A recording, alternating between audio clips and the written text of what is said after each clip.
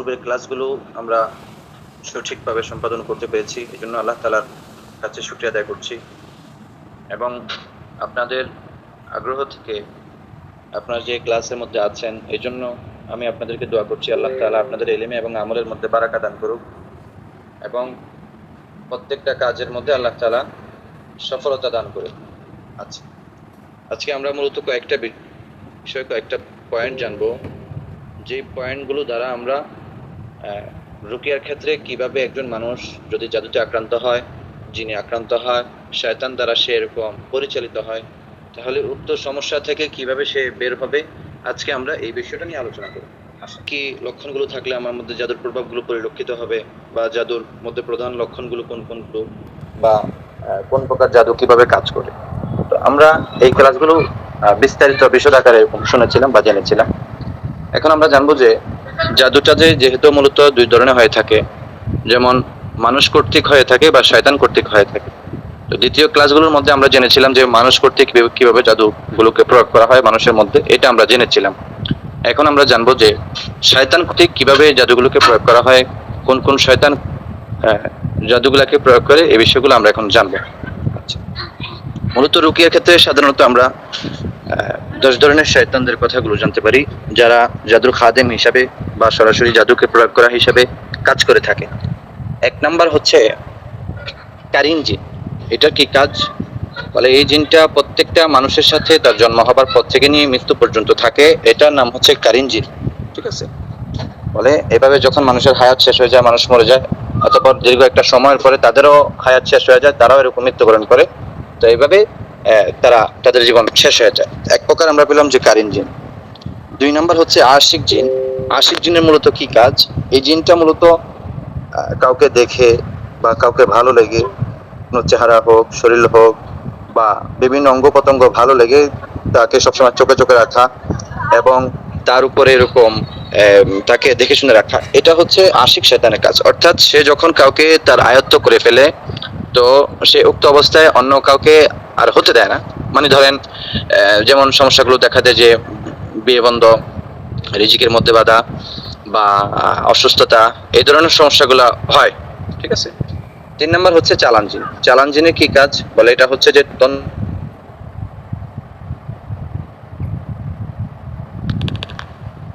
ক্ষতি করার জন্য জাদুকে প্রয়োগ করে ওই ব্যক্তির উপরে পাঠায় দেয়। ঠিক আছে? এটা হচ্ছে চালান জিনের কাজ। যেমন যে কেউ যদি বলে যে আপনার উপরে জিন চালান করা হয়েছে, তাহলে এই তো অবস্থায় মূলত জিনটাকে এরকম চালান করা হয়। আচ্ছা, এবার আসেন আমরা জানতে পারবো যে আমরা তার কাজ হচ্ছে যে কিনা মানুষের শরীরের মধ্যে একটার পর এক রোগ সৃষ্টি করতে থাকে, বলে যেটা এরকম মেডিকেল ট্রিটমেন্টের মধ্যে সকল রিপোর্টগুলো নরমাল আসে। তো এই ক্ষেত্রে কি কাজ করে? বলে ওই জাদুর প্রভাবের কারণে ওই মারিদ শয়তান এই ক্ষেত্রে এটা কাজ করে বা এটা কার্যক্রম পরিচালনা করে। আচ্ছা, 6 নম্বরে আমরা পেলাম যে গাইলান জিন। গাইলান বলে যারা কিনা মানুষকে জাদু করে পথকে এরকম ভুলিয়ে দেয়, এটার কাজ হচ্ছে যে গাইলান জিন। ঠিক আছে? যারা এরকম মানুষকে জাদু প্রয়োগ করে, অনেক সময় আপনি এরকম শুনতে পারবেন যে এই একজন রাস্তা দিয়ে হাঁটতেছে বা কোথাও এরকম চলতেছে, সে এখান থেকে বের হওয়ার পথ খুঁজে পাচ্ছে না বা বের হতে পারতেছে না। তো এই সমস্যাটা মূলত কে করে? বলে গাইলান জিন করে। এরপরে হচ্ছে আল জিন্নুল ইলহান। যেই জিনটা মূলত এই মানুষকে তার অজু গোসলের মধ্যে এবং গোসলের মধ্যে অজুর মধ্যে সমস্যা সৃষ্টি করে, এটা হচ্ছে আল জিন্নুল ইলহান। 7 নাম্বার হচ্ছে আল জিন্নুল ইফরিত। বলে ইফরিত হচ্ছে, এরা হচ্ছে যত প্রকার জিন শয়তান আছে এদের মধ্যে সবচাইতে উগ্র এবং খারাপ যে জিনগুলো আছে, এগুলো হচ্ছে আল জিন্নুল ইফরিত। মানে যাদেরকে এরকম জিনদের গডফাদার বলা হয়। টোটালি বুঝেন? মানে তারা সকল জিনদেরকে নিয়ন্ত্রণ করতে পারে বা তারা সকল জিনদের উপরে কর্তৃত্ব বা নিয়ন্ত্রণ খাটাতে পারে। এটা হচ্ছে ইফরিত জিনের কাজ। এরা কি কাজ করে? বলে এরা এরকম শরীরের মধ্যে প্রচন্ড পরিমাণ উগ্র থাকে এবং এই ভয়ঙ্কর হয়ে থাকে। তো এগুলো একবারে যেগুলো ব্ল্যাক ম্যাজিকের ক্ষেত্রে একবারে কঠিনতম জাদু করা হয়, তো তাদের ক্ষেত্রে এই দ্বারা ইফরিত জিন দ্বারা এরকম পাঠানো হয় বা ইফরিত জিন দ্বারা ওই জাদুগুলাকে কার্যকর পরিচালনা করা হয়। আচ্ছা, এরপরে হচ্ছে 8 নম্বরে যেটা দেখতে পাই, সেটা হচ্ছে আল জিন্নুল খিনজিব। খিনজিব কি? বলে এরা হচ্ছে নামাজের মধ্যে রাকাতকে ভুলিয়ে দেয়। একটা হচ্ছে যে আমার নামাজের মধ্যে অমনোযোগ থাকার কারণে কমন সমস্যা, আমি নামাজকে ভুলে যাই, এ হচ্ছে একটা সমস্যা। একটা হচ্ছে যে আপনি যখন জাদুতে আক্রান্ত হবেন, আক্রান্ত হওয়ার পরে এই যে আপনি যে নামাজটাকে ভুলে যাবেন, নামাজটা কিভাবে ভুলে যাবেন? বলে এই কার্যক্রমগুলা, মানে শয়তান আপনার উপরে এই কার্যক্রমগুলা পরিচালনা করার কারণে আপনাকে নামাজ থেকে বিমুখ করে দিবে, বা নামাজের মধ্যে আপনি ভুলে যাবেন। আচ্ছা, 9 নম্বরে আমরা যে শয়তানগুলোকে দেখতে পারি বা জিনগুলোকে দেখতে পারি সেটা হচ্ছে আল জিন্নুল গুল।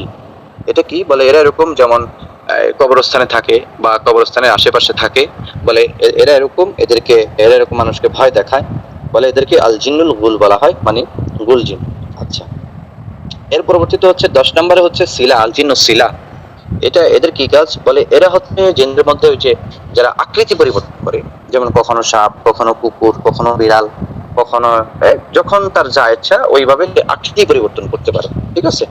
আচ্ছা, এর মূল তথ্যটা হচ্ছে, বিষয়টা হচ্ছে যে জিন জাদু, বদনজর, প্যারানরমাল, মানসিক সমস্যা, এই সকল যা কিছু আছে সকল ক্ষেত্রে মূল কর্মকাণ্ড হচ্ছে এই 10 প্রকার জিন থেকে এরকম পাওয়া যায়। আচ্ছা, আমার কথাগুলো কি আপনারা ক্লিয়ার ভাবে বুঝতেছেন বা কথাগুলো কি শোনা যাচ্ছে কিনা একটু আমাকে দু একজন টেক্সট করে যান। আলহামদুলিল্লাহ ওস্তাদ, জি বোঝা যাচ্ছে। আচ্ছা, আমার ক্লাসের মধ্যে কারো কোনো বিষয়, কোনো কিছু বুঝতে কি অস্পষ্ট বা বুঝতে পারে না এরকম কোনো বিষয় আছে? না ওস্তাদ, মোটামুটি আলহামদুলিল্লাহ সকলেই ক্লাস বুঝতেছে আলহামদুলিল্লাহ। শুকরিয়া, শুকরিয়া। আচ্ছা, তো আমরা তো যেহেতু জানলাম যে শয়তান মানে জিনরা মূলত এইভাবে জাদুকে প্রয়োগ করে। আচ্ছা, এবার আসেন আমরা সরাসরি চলে যাব যে আমি যে আক্রান্ত হয়েছি, এই আক্রান্ত হওয়ার দ্বারা আমি যে এটা ট্রিটমেন্টটা যে করবো, আজকে যেহেতু মূল আলোচ্য বিষয় ছিল যে এটা ট্রিটমেন্টটা, যেহেতু জাদু কিভাবে, জাদুতে আক্রান্ত হবেন, এটা লক্ষণগুলো কি কি, এগুলো মাশাআল্লাহ ওস্তাদ সাদ মোহাম্মদ আব্দুল্লাহ ভাই আপনাদেরকে এরকম জানিয়ে দিয়েছেন, এবং আমিও একটা ক্লাস নিয়েছি যে জাদুর মূল উৎস, জাদুর ইতিহাস, এগুলো সবকিছু জানিয়ে দিয়েছি। এখন আমরা যেটা জানবো সেটা হচ্ছে যে জাদুর চিকিৎসাটা, প্রপারলি যে চিকিৎসাটা এটা কিভাবে করব। আচ্ছা, এই ক্ষেত্রে এটা হচ্ছে আমরা প্রাথমিক পর্যায়ে 4টা স্টেপের মধ্যে এটাকে, কার্যটাকে পরিচালনা করি। দেখেন চারটা কিভাবে। একটা হচ্ছে যে এটার মধ্যে হচ্ছে আপনি যদি প্রথমে নিশ্চিত হন যে রোগীর মধ্যে এরকম জাদুর সাধারণত লক্ষণ আছে কিনা, এটা আপনি আগে নিশ্চিত হবেন। ধরেই একজনকে আগে হুট করে আপনি এরকম টেনে এনে জাদুর রোগী বানিয়ে ফেলবেন না, কারণ এটা হচ্ছে অসংখ্য মানুষের বা অসংখ্য যারা নতুন নতুন রাখি তৈরি হচ্ছেন, বা আপনারা যারা এরকম নতুন চিন্তা করছেন যে সামনে প্রফেশন হিসেবে রুকিয়াকে নেবেন বা মানুষের কাজ করবেন, খেদমত করবেন, তো সেই ক্ষেত্রে আপনার একটা মূল বিষয় হচ্ছে যে আমি যে পেশেন্টটাকে দেখতেছি বা যে পেশেন্টের সমস্যার কথাগুলো শুনতেছি, এগুলো কি কোনো প্যারানরমাল সমস্যার মধ্যে পড়ে কিনা। যেমন এখানের মধ্যে কিছু কিছু সমস্যা আছে যেগুলা যারা মানসিক সমস্যা বা সাইকোলজিস্ট যাদের সমস্যা থাকে, তো এদের ক্ষেত্রে এরকম কিছু সমস্যা প্যারানরমালের সাথে মিলে। এখন আপনি যদি একটা সাইকোলজিস্টের রোগীকে, মানসিক রোগীকে যদি আপনি ধরে এনে জিন জাদুর রোগী বানিয়ে ফেলেন, তাহলে এটা একমাত্র রাগের অজ্ঞতা এবং মূর্খতা ছাড়া আর কিছু না। এই জন্য সর্বপ্রথম আপনাকে এই বিষয়টাকে লক্ষ্য রাখতে হবে যে আসলে তার মধ্যে সাধারণত জাদুর লক্ষণ কোনগুলো আছে বা আছে কিনা, ঠিক আছে? আচ্ছা, এরপরে হচ্ছে যে জাদুর রুকিয়াটা শুরু করলে, যদি এরকম আপনি জাদুর রুকিয়া শুরু করার পরে বাস্তবিকভাবেই তার মধ্যে এরকম জাদুর সমস্যা থেকে থাকে, তাহলে এখানের মধ্যে কয়েকটা লক্ষণ এরকম প্রকাশ পেতে পারে। বলে কি কি লক্ষণগুলা? যেমন ধরেন আপনি যখন রুকিয়া করবেন, রুকিয়া করার সময় সে এরকম কান্নাকাটি করবে, ঠিক আছে? এরপরে পেটের মধ্যে প্রচন্ড পরিমাণে ব্যথা হবে। বলে এরপরে হচ্ছে যেমন নাক দিয়ে বা মুখ দিয়ে ফেনা বা সর্দি জাতীয় এরকম কিছু বের হওয়া, অথবা এরকম চেহারার যেই অবয়বটা আছে এটা এরকম কালো কালো ভাব হয়ে যাওয়া বা নীল হয়ে যাওয়া, ঠিক আছে?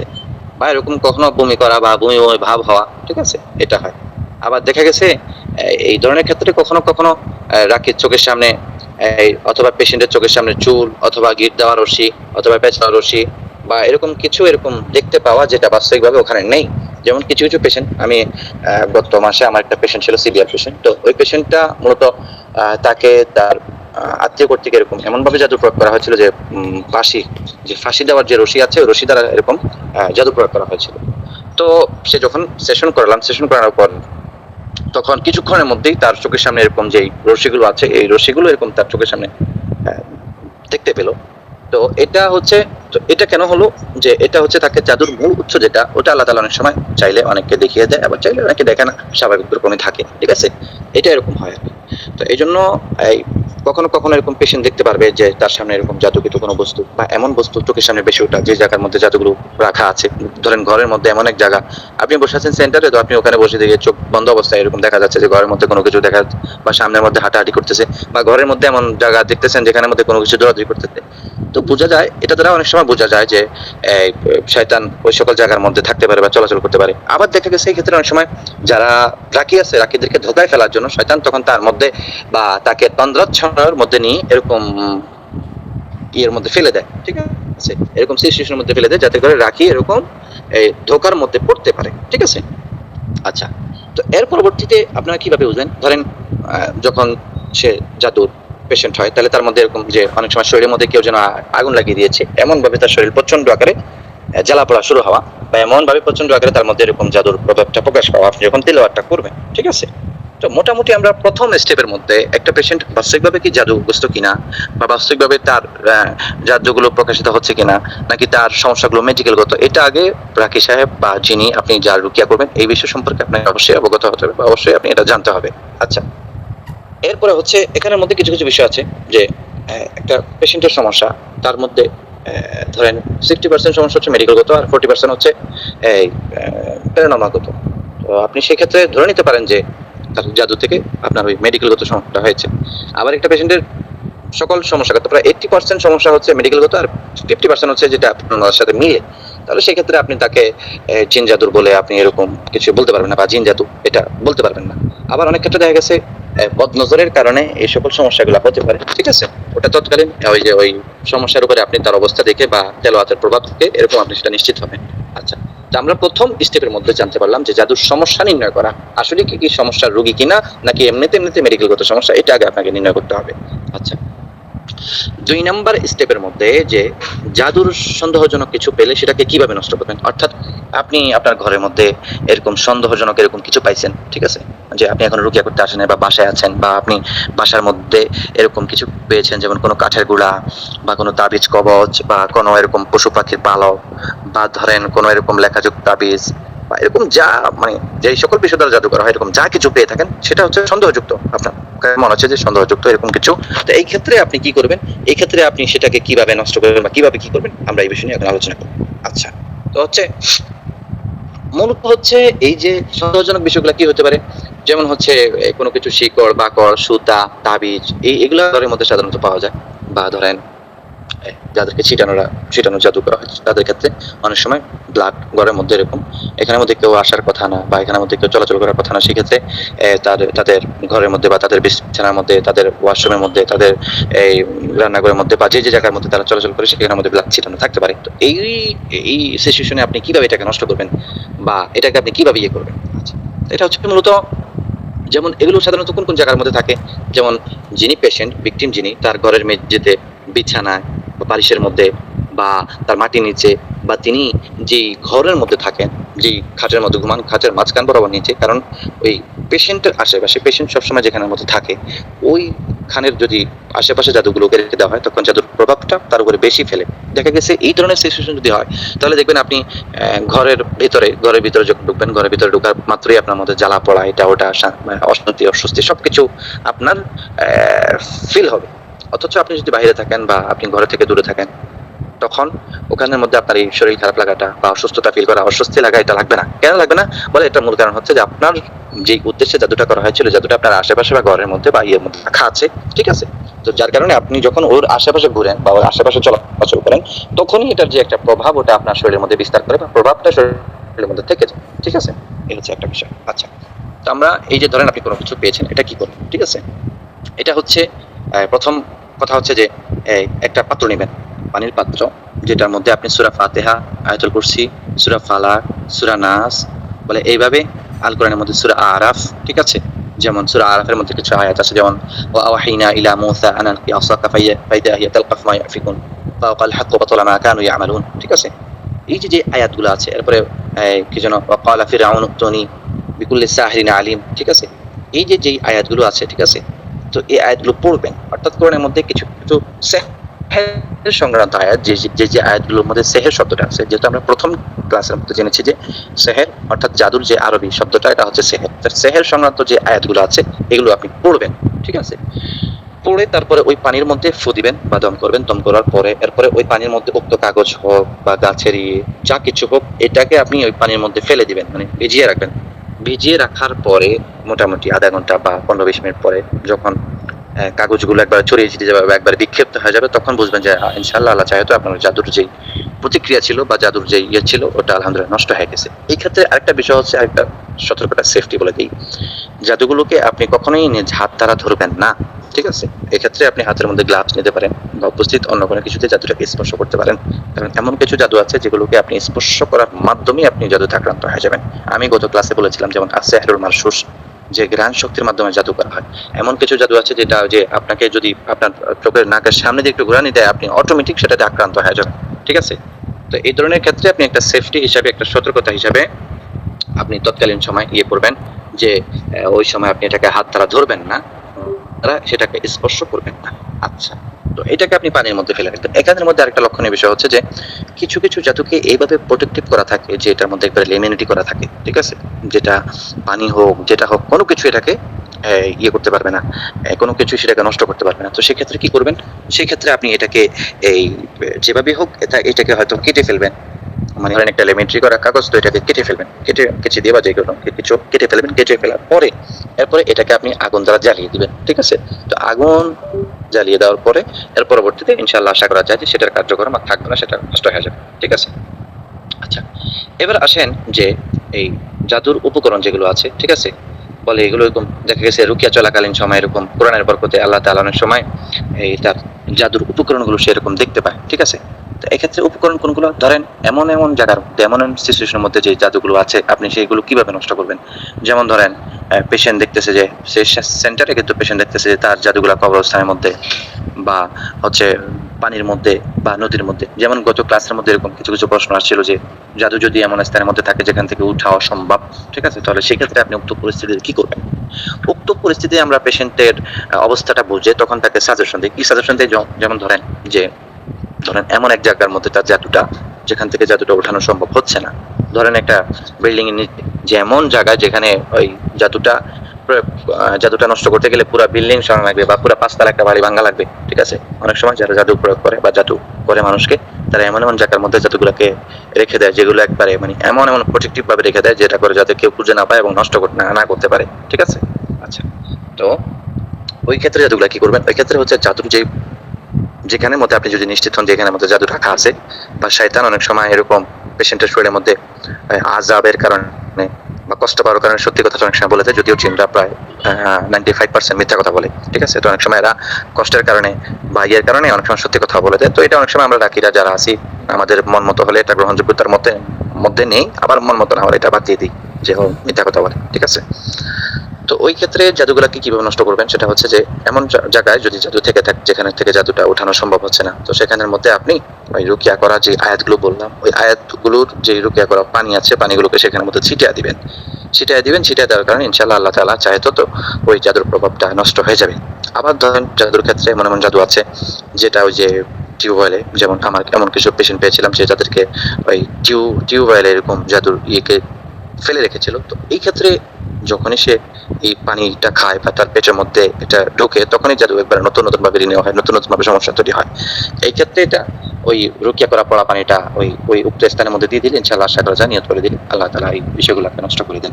আচ্ছা, এবার আসেন যে তাহলে আমরা তো মোটামুটি বুঝলাম যে জাদুটা আপনি কিভাবে নষ্ট করবেন। তৃতীয় স্টেপের মধ্যে যেমন পেশেন্টকে আপনি যখন রুকিয়া করবেন বা আপনি আমাদের এখান থেকে রুকিয়া ধারণা নিয়ে আপনি যখন আপনার বাচ্চা কান্না করতেছে বা আত্মীয় স্বজন কাউকে এরকম রুকিয়া করতে যাবেন বা রুকিয়া করবেন, তো সেই ক্ষেত্রে এক নম্বর শর্ত হচ্ছে সে যদি মাহরাম নারী হয়, তাহলে আপনি তার মাথায় হাত দিয়ে সুন্দরভাবে, যেটা সুন্নাহ, সরাসরি মাথায় হাত দিয়ে আপনি রুকিয়ার আয়াতগুলো পড়ুন বা রুকিয়ার তেলাওয়াতটা করুন, ঠিক আছে? পাশাপাশি আপনি সাপ্লিমেন্টারি হিসাবে পাশে একটা অলিভ অয়েল রাখুন, পানির বোতল রাখুন, ঠিক আছে? তেলাওয়াতের ফাঁকে ফাঁকে যখন আয়াতগুলো পড়বেন তখন নিয়ত করে ওই পানির মধ্যে এরকম ফু দিবেন, ঠিক আছে? এরপরে হচ্ছে তেলাওয়াত শেষে এরকম এই রোগীকে এই পানিটা আপনি যেটা পড়ে দিয়েছেন এটা খেতে বলবেন, ঠিক আছে? অথবা এরকম তেলটাকে এরকম খাবারের জন্য বা এরকম ব্যবহারের জন্য তাকে এরকম এই বলবেন, ঠিক আছে? এবার হচ্ছে আপনি যখন তৃতীয় স্টেপের মধ্যে প্রথম রোগীকে, আপনার পেশেন্টটা যদি আপনার মাহরাম হয়, ঠিক আছে? আর যদি গায়ে মাহরাম হয় বা এমন অপরিচিত পেশেন্ট যে যাকে আপনি দেখতে পারবেন না বা পেশেন্ট অপরিচিত, সেই ক্ষেত্রে আপনি নিয়ত করে তাকে সামনে বসিয়ে রেখে তেলাওয়াত করবেন, ঠিক আছে? আচ্ছা, তো এই ক্ষেত্রে হচ্ছে, তো দ্বিতীয় স্টেপের মধ্যে কি করবেন বলে রুকিয়ার আয়াতগুলো আপনি পড়ার সময় যদি তার বডির মধ্যে এরকম জিন থেকে থাকে তাহলে সেটা আল্লাহ তাআলা ইচ্ছা উপস্থিত হয়ে যাবে বা অ্যাক্টিভ হয়ে যাবে। অ্যাক্টিভ হয়ে যাওয়ার মাধ্যমে এরকম অনেক সময় রাখি তার অভিজ্ঞতার আলোকে এরকম জানতে পারবে জিনটা কি এরকম চালান করা, নাকি এরকম আশিক শয়তান, নাকি সেরকম দীর্ঘদিনে এরকম শরীরের মধ্যে ছিল, নাকি কেউ পাঠিয়েছে, বা পেশেন্টের শরীরের মধ্যে এরকম জিন অ্যাক্টিভ হয়েছে কিনা, এটা রাখি তার অভিজ্ঞতার আলোকে এরকম বুঝতে পারবে। ঠিক আছে? আচ্ছা, যেমন কি ধরনের বিষয়গুলা হলে এরকম বুঝতে পারি যে তার বডির মধ্যে এরকম শয়তান অ্যাক্টিভ হয়েছে, বা এরকম সে তার সেন্সের বাইরে কাজ করবে, মানে ধরেন তার মধ্যে এরকম পাগলামো এরকম কোনো কিছু এরকম দেখা দিবে। যেমন একটা সুস্থ মানুষ কখনো এরকম যা করতে পারে না, তার মধ্যে এরকম বিষয়গুলো দেখা দিবে। আবার দেখা গেছে এরকম হাত পা ঝাড়ি দিবে। ঠিক আছে? তো আপনি যদি তার মধ্যে এই লক্ষণগুলো দেখতে পাওয়ার মাধ্যমে আপনি এরকম বুঝে নেবেন যে সে আসলে হয়তো জিনে আক্রান্ত। আচ্ছা, তো বোঝার পরে আপনি এরকম তাকে জিজ্ঞাসা করেন যে নাম কি। ঠিক আছে? তখন সে যদি নাম বলে তাহলে তো বললো, না বললে নাই, বাদ বাকি। এরপরে হচ্ছে আপনি জিজ্ঞাসা করতে পারেন যে সে কি হিন্দু না মুসলমান। ঠিক আছে? বা রুগীকে কেন ধরছে, বা এরকম জিজ্ঞাসা করতে পারেন যে সে কি একা না সাথে অন্য কেউ আছে। ঠিক আছে? বা সে কি জাদুর মাধ্যমে এসেছে না সরাসরি এসেছে, এগুলো জিজ্ঞাসা করতে পারেন। এই ক্ষেত্রে আমরা একটা ভুল করি যে আমরা যখন দেখি যে পেশেন্টের শরীরের মধ্যে জিন অ্যাক্টিভ হয়, বা জানি যদি অ্যাক্টিভ হয়, তাহলে আমরা কি করি, জিজ্ঞাসা করি যে ভাত খাইছো, কলা খাইবা, এটা খাইবা, ওটা খাইবা, মানে একবারে অপ্রয়োজনীয় অভ্যন্তরীণ যে প্রশ্নগুলো আছে সেগুলো করি। এটা দ্বারা শয়তান মানে আমাদের উপরে মানে শয়তান আরো হাসে যে কিরে, আমি আমার সামনে তেলাওয়াত করতেছে, তেলাওয়াতের প্রভাবে আমি কষ্ট পাইতেছি, আর তারা আমার জিজ্ঞাসা করে যে ভাত খাইছো, কলা খাইছো, বা দেখো মুখের কোনো সমস্যা আছে কিনা, এটা ওটা। এগুলো যখন দেখবে যে শয়তান যদি এগুলো, আপনি যদি এই ধরনের অভ্যন্তরীণ উল্টাপাল্টা প্রশ্ন করেন, তাহলে সেক্ষেত্রে শয়তান বুঝবে যে অবশ্যই আপনার দুর্বলতা আছে। ঠিক আছে? যে যার কারণে আপনি এরকম তাকে এরকম উল্টাপাল্টা, বা আপনি অনভিজ্ঞ, আপনি এরকম উল্টাপাল্টা প্রশ্ন করতেছেন। তো এই প্রশ্নগুলো করার দ্বারা শয়তান এরকম সুযোগ পায়, শয়তান তখন আপনাকে বিভিন্ন ধোঁকার মধ্যে ফেলে দিবে, বা বিভিন্ন ইয়ের মধ্যে ফেলে দিবে, যেটা আসলে আপনি কখনো বুঝবেন না যে আপনি আসলে তার ধোঁকার মধ্যে পড়ে যাচ্ছেন। ঠিক আছে? তো আমরা এরকম এই ধরনের মানে ব্যক্তিহীন অপ্রয়োজনীয় প্রশ্ন করা বা কথাবার্তা বলা থেকে বিরত থাকবো। ঠিক আছে? আর আরেকটা বিষয় হচ্ছে, আপনি যা জিজ্ঞেস করবেন সেক্ষেত্রে যেহেতু 95% বা 90%ই শয়তান মিথ্যা কথা বলে, এই জন্য তাদের কোনো কথারই ভিত্তি নাই। তো আবার অনেক সময় যদি আপনার অভিজ্ঞতার আলোকে মনে হয় যে না এমনটা হতে পারে, বা আপনার ইয়েতে যদি ইয়ের আলোকে যদি বুঝতে পারেন যে এমনটা হতে পারে, তাহলে সেক্ষেত্রে আপনি তার কথাটাকে গ্রহণযোগ্য বা গ্রহণ হিসাবে নিতে পারেন। ঠিক আছে? তো মোটামুটি এই যে এটা পেশেন্টকে যখন এরকম জিনে ধরবে, আপনি যখন রুকিয়া করার পরে তার মধ্যে এই লক্ষণগুলো পরিলক্ষিত হবে, তাহলে আপনি তাকে একজন জিনের পেশেন্ট হিসাবে অবহিত করবেন, বা আপনি এরকম জিনের পেশেন্ট হিসাবে বুঝে নেবেন। আচ্ছা, ট্রিটমেন্টের তৃতীয় পদ্ধতি। ঠিক আছে? আমরা দ্বিতীয়টা আলোচনা করলাম। তো এবার হচ্ছে তৃতীয়টা। আচ্ছা, তৃতীয়টা হচ্ছে যদি অনুভব করেন যে জিনের উপস্থিতির সাথে সাথে জাদুর সমস্যাও আছে। এখানে আমাদের একটা বিষয় হচ্ছে যে আমরা যেহেতু ট্রিটমেন্টের তৃতীয় পদ্ধতি আলোচনা করেছিলাম, তৃতীয় পদ্ধতির মধ্যে আবার 3টা পার্ট। একটা হচ্ছে যে যদি রোগী আপনার মাহরাম হয় বা কাছের হয়, এমন ব্যক্তি যার সাথে আপনি দেখা দিতে পারবেন, তাহলে তো ওই তাকে কিভাবে চিকিৎসা করবেন। দ্বিতীয় হচ্ছে রুকিয়া যখন করবেন, রুকিয়ার সময় যদি জিন উপস্থিত হয়ে যায়, কি কি লক্ষণগুলো বলে আপনি এরকম বুঝতে পারবেন যে তার মধ্যে এরকম সমস্যা আছে বা জিন অ্যাক্টিভ হয়েছে। এরপরে তৃতীয় পদ্ধতির তৃতীয় স্টেপটা হচ্ছে যে আপনি যদি এরকম অনুভব করেন যে তার সাথে জিনের সাথে এরকম জাদুর সমস্যাটাও আছে, তাহলে ওই ক্ষেত্রে আপনি এরকম বলে জিন এবং জাদু উভয়টার চিকিৎসা পদ্ধতি যেটা আছে সেটাই অনুসরণ করবেন। ঠিক আছে? এই ক্ষেত্রে যখন পেশেন্টকে আপনি রুকিয়া শুনতে দিবেন, বা পেশেন্ট রুকিয়া শুনবে, তো রুকিয়া শোনার ক্ষেত্রে জিনের আসরে যে রুকিয়া আছে ওই রুকিয়াটা শুনবে। এক্ষেত্রে যেমন আয়াতুল হার্ক, এরপরে হচ্ছে আইন হাসাদ, মানে বদনজর, যেগুলা আগে প্রাথমিক অবস্থায় বদনজর দিয়ে শুনবে, এরপরে হচ্ছে আয়াতুল হার্ক। ঠিক আছে? যে যেই তেলাওয়াতের মাধ্যমে শয়তান কষ্ট পায় ওই তেলাওয়াতটা শুনবে, এটাকে আয়াতুল হার্ক বলা হয়। ঠিক আছে? এরপরে হচ্ছে জিন এবং বদনজরের যে কমন আয়াতগুলো আছে সেগুলোকে পেশেন্ট পড়বে বা শুনবে।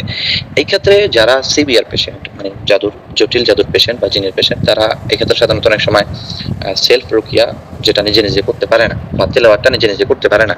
তো তেলাওয়াত করতে গেলেই দেখা গেছে শয়তান তার বডিতে চলে আসে বা অ্যাক্টিভ নিয়ে নেয়। তো এই ক্ষেত্রে তাকে আপনি সেলফ রুকিয়া শোনার সাজেশন দিয়ে দিবেন যে সেলফ রুকিয়া শুনবে। ঠিক আছে? অথবা আপনি এরকম তার যে সমস্যাটা হয়েছে ওই সমস্যার আপনি আপনার অভিজ্ঞতার আলোকে তাকে এরকম সাজেশন দিয়ে দিবেন। ঠিক আছে? আচ্ছা, এরপরে হচ্ছে আমি যখন রোগীর মাধ্যমে আমি নিশ্চিত হলাম যে তার জাদুর সমস্যা, জিনের সমস্যার পরে আমি এখন যে তাকে রুকিয়া করব, যদি তার মধ্যে এরকম জাদুর সমস্যা থেকে থাকে, তাহলে আমি এটা কিভাবে বুঝে নেব যে তার জাদুর সমস্যা। পূর্বে তো আমরা জানলাম যে জিনের সমস্যা, কিন্তু এখন আমরা জানবো যে জাদুর সমস্যাটা, এটা নির্ণয় করবো এটা কিভাবে, নির্ণয় করার যে পদ্ধতিটা আছে এটা কিভাবে করবো। আচ্ছা, এক নম্বর হচ্ছে যে রুকিয়া চলাকালীন সময় যদি তার মধ্যে সিমটমগুলো দেখা দেয়, যেমন বমি বমি ভাব করা, শরীর প্রচন্ড জ্বালাফোড়া করা, নাক মুখ দিয়ে ফেনা বা সর্দি এরকম কিছু বের হওয়া, ঠিক আছে, অথবা পেট ও মুখ দিয়ে এরকম দুর্গন্ধ বের হওয়া, অথবা আপনি তেলাওয়াত করার পরেই এরকম তার পেট ব্যথা শুরু হওয়া, অথবা এরকম তার আপনি যখন রুকিয়া করতেছেন তার মধ্যে এরকম প্রচন্ড পরিমাণে ঘুম শুরু করা, ঘুম হওয়া, অথবা এরকম আপনি যখন তাকে তেলাওয়াত শুরু করতেছেন তার মাংস বেশি বা চিৎকার করতে ইচ্ছা করা, ভয়ে ভয়ে কাজ করা, বুকের মধ্যে চাপ অনুভব করা, এগুলো যখন আপনি দেখবেন যে তার মধ্যে লক্ষণগুলো প্রকাশিত পাচ্ছে, তাহলে সেক্ষেত্রে আপনি তাকে একজন জাদুর পেশেন্ট হিসাবে আপনি তাকে নির্ণয় করতে পারবেন। আচ্ছা, তো আপনি নির্ণয় করার পরে এবার জাদুর যে ট্রিটমেন্টটা এটা কি করবেন? তো এই ক্ষেত্রে তাকে প্রাথমিক অবস্থায় আপনি আয়াতুল হারকের রুকিয়া দিবেন, আইন হাসাদের রুকিয়া দিবেন, মানে যেটাকে বদনজর বলে ওটা রুকিয়া দিবেন। দ্বিতীয় স্টেপে হচ্ছে আয়াতুল হার্ক, তৃতীয় স্টেপে হচ্ছে জাদু এবং ব্ল্যাক ম্যাজিকের যে রুকিয়াটা আছে এটা, ঠিক আছে। চতুর্থ স্টেপে আপনি তাকে সূরা বাকারা, যে বাকারার যে আমলটা আছে, যে সূরা বাকারা সে যদি কোরআন শরীফকে ভালোভাবে দেখে পড়তে পারে তাহলে সেক্ষেত্রে দৈনিক কমপক্ষে হলো 10 পৃষ্ঠা বা 12 পৃষ্ঠা পড়তে পারে, ঠিক আছে। আর কেউ যদি একেবারে অক্ষম হয় যে পড়তে পারে না, তাহলে সেক্ষেত্রে সে বাকারার তেলাওয়াতটা শুনবে, ঠিক আছে, এটা। আচ্ছা, এবার আমরা যেই প্রত্যেকটা বিষয় তো জানলাম যে আমরা কিভাবে এরকম তার সমস্যাগুলো নির্ণয় করবো, নির্ণয় করার পরে কিভাবে সে জিনের রোগী না জাদুর রোগী এটা আমরা কিভাবে বুঝবো। বোঝার পরে তাকে তার শরীরের মধ্যে দীর্ঘদিন জাদুর প্রভাব থাকার কারণে যে শারীরিক যে একটা ক্ষতি হয়েছে এবং শরীরের মধ্যে যে জাদুর প্রভাবগুলোকে রয়ে গেছে এগুলোকে কিভাবে নষ্ট করবো, এগুলোর জন্য আপনি তাকে যেমন 7 দিন, 15 দিন, 21 দিন, 1 মাস এরকম লং একটা সময় তার সমস্যাটা বুঝে, তার যে সমস্যার মূল পয়েন্টটা বুঝে বা মূল লক্ষ্যটা বুঝে আপনি তাকে এরকম রুকিয়ার গোসল করার সাজেশনটা দিতে পারেন। রুকিয়া গোসল করার সাজেশনটা হচ্ছে যেমন এই ক্ষেত্রে আপনি তাকে দিতে পারেন, যেমন বড়ই পাতাটার কথা হাদিসের মধ্যে স্পষ্ট আছে এবং বৈজ্ঞানিক দৃষ্টিতে বড়ই পাতা দ্বারা এরকম শরীরের মধ্যে রোগ জীবাণু এবং ময়লাগুলো হয়। আর হাদিসের মধ্যে যেটা আছে যে সিদ্র হাদিসের মধ্যে আছে, তো ওটা দ্বারা যদি জাদুগ্রস্ত পেশেন্টদেরকে গোসল করানো হয় বা গোসল করে তাহলে আল্লাহ তাআলার ইচ্ছায় তার জাদুর প্রভাবগুলো নষ্ট হয়ে যায় বা শরীর থেকে আস্তে আস্তে দূরীভূত হয়ে যায়, ঠিক আছে। তো এই জন্য আপনি তাকে এই এই জাদুর প্রভাবের জন্য আপনি তাকে 7 দিন বা 1 মাস 21 দিন আপনি গোসল করে দিতে পারেন। তো এটা তার সমস্যাটা বুঝে, ঠিক আছে। অনেক সময় রুকিয়া গোসলের সময় যাদের শরীরের মধ্যে জাদুর প্রভাবগুলো বেশি তাদের ক্ষেত্রে শরীর জ্বলতে পারে বা শরীর জ্বালাপোড়া করতে থাকে বা হচ্ছে তাদের শরীরের মধ্যে প্রচন্ড পরিমাণে অস্বস্তি ফিল বা খারাপ লাগা, অথবা সে যখন আপনার বড়ই পাতা এবং রুকিয়া করা পড়া পানি একসাথে মিক্স করে গোসল করবে তখন তার মধ্যে একটা ভালো লাগা কাজ করা বা শরীরটা পাতলা অনুভব করা, এগুলো করবে। এগুলো হচ্ছে রিঅ্যাকশন রিলিজ, ঠিক আছে। এগুলো হচ্ছে রিঅ্যাকশনগুলো রিলিজ হবে বা এগুলো হচ্ছে এই তার শরীরের মধ্যে যে সমস্যাগুলো ছিল এই সমস্যাগুলো বের হবে। তো এই ক্ষেত্রে অনেকে ভয় পেয়ে যায়, গেলাম ইয়ে করার জন্য, রুকিয়া করার জন্য, এখন দেখি আর গোসল করতেছি, গোসল দিল আমাকে করতে ভালোর জন্য, তো এখন দেখি এরকম আরো অসুস্থতা ফিল করছি, ঠিক আছে। তো এটা কোনো এরকম চিন্তার কোনো কারণ নেই বা পেরেশানির কোনো কারণ নেই, কোনো অসুস্থতা আসবে না। যেমন কিছু কিছু ক্ষেত্রে পেশেন্টের ক্ষেত্রে অনেকে এক্সেশন নেওয়ার পরে বা কিছুদিন রুকিয়া করার পরে তখন যখন একটু সুস্থতা ফিল করে তখন সে আস্তে রুকিয়া করা, আমল করা বা ইয়ে করা সবকিছু বন্ধ করে দেয়। বন্ধ করে দেওয়ার পরে সে রুকিয়া করার দ্বারা যতটুকু সুস্থ হয়েছিল বা যতটুকু ইয়ে হয়েছিল, তো দীর্ঘদিন থাকার পরে তার শরীরের মধ্যে যে প্রভাবটা ছিল, প্রভাবটা তার থাকার কারণে তার শরীরের মধ্যে যে একটা ক্ষতি হয়েছে, ওই ক্ষতিটা যখন 5 বছর 10 বছর পরে আবার দেখা দেয় তখন সে আবার বলে যে এত কিছু করলাম, রুকিয়া করলাম, কই সুস্থ হইল না। তো তো একজনের জন্য সে কেউ যদি সুস্থ হতেই চায় সেজন্য রুকিয়াকে একবারে পরিপূর্ণভাবে আঁকড়ায় ধরে এবং রুকিয়াকে যাতে করে একবারে পরিপূর্ণ সুস্থতা আসে না পর্যন্ত যাতে করে সে রুকিয়ার সাজেশন গুলো ফলো করে। আচ্ছা, এই ক্ষেত্রে আরেকটা বিষয় হচ্ছে যে কোন কোন সমস্যার জন্য আপনি কোন কোন সূরা বা কোন কি পদক্ষেপগুলো নিতে পারেন এটা বলে দিচ্ছি আমি।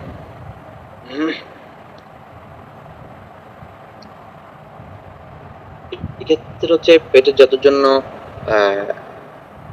তো সোনা পাতা এটা বললাম। এরপরে হচ্ছে কারো যদি হচ্ছে ঘ্রাণ শক্তির জাদু, ঘ্রাণ শক্তির জাদু থেকে যদি আক্রান্ত হয় তাহলে সেক্ষেত্রে কস্তুরী আতর, ঠিক আছে।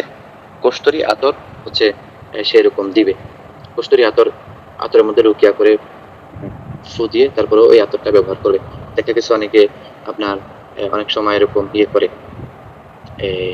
অনেকে দেখা গেছে অনেক সময় বাজে বিশ্রী গন্ধ পায়, তো এই ক্ষেত্রে সে যেন এরকম কস্তুরী দাওয়াতর গ্রামে, এক্ষেত্রে তার যে সমস্যাগুলো আছে সেটা কেটে যাবে। এরপরে দেখা গেছে আপনি যখন রুকিয়া করতেছেন, রুকিয়া করার দ্বারা যদি আপনি এরকম দেখতে পান যে জিনটা এরকম কাফের জিন, তাহলে সেক্ষেত্রে আপনি বারবার তাকে এরকম আজান দিবেন বা আজান শোনাবেন। তাই জন্য সে এরকম ইনশাল্লাহ এই আজানের বারাকায় বা এই আজানের বরকতের কারণে সে অবশ্যই রুকিয়ার কাছে হার মানতে বাধ্য বা আল্লাহ তাআলা এটার মাধ্যমে শিফা দিবে। এরপরে দেখা গেছে যদি আপনি এরকম দেখতে পারেন যে আল জিন্নাত তাইয়ারা, আপনি পেশেন্টকে এরকম রুকিয়া করছেন, যে রুকিয়া করার কারণে বা পেশেন্টের এরকম সে এরকম উড়ন্ত জিন দ্বারা আক্রান্ত, সেক্ষেত্রে সে সূরা কাফের আমলটা করবে বা সূরা কাহফ পড়বে, ঠিক আছে। অথবা আপনি পেশেন্ট দেখতেছে যে আমি আশিক জিনে আক্রান্ত, তাহলে এই ক্ষেত্রে তার জন্য হচ্ছে সূরা নূর সে বেশি বেশি পড়বে, এটা দ্বারা তার উপরে প্রভাবটা বেশি পড়বে, ঠিক আছে। আর কেউ যদি জাদু এবং জাদু দ্বারা আক্রান্ত হয়, সেজন্য এরকম সূরা বাকারা দ্বারা এরকম বেশি বেশি করে যেন সূরা বাকারা পড়ে, কারণ সূরা বাকারাটা তার জাদুর জন্য খুবই কার্যকরী।